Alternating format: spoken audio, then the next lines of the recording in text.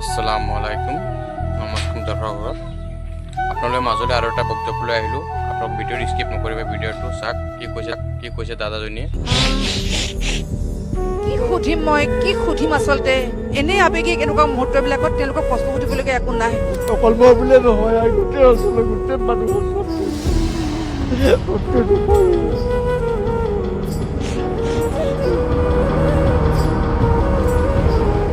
ঘৰত গেছ চেছবোৰ বাচি থাকিলে সেইবোৰ নাই চব পানীৰ তলত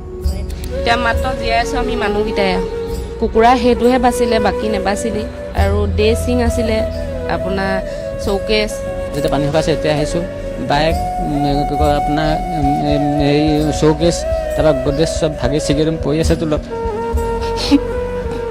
আমি আজি সেই ৰুৰ বাস্তৱ দেখুৱাম য'ত এইদৰে পথত নিশাটো বিনীত ৰজনী কটাইছে এইসকল বান আপোনালোকেতো শুনিছে আমাৰ দাদা বক্তব্যটো শুনি থাকে ভিডিঅ'টো শ্বেয়াৰ মই আনন্দ যোগ কৰি দিব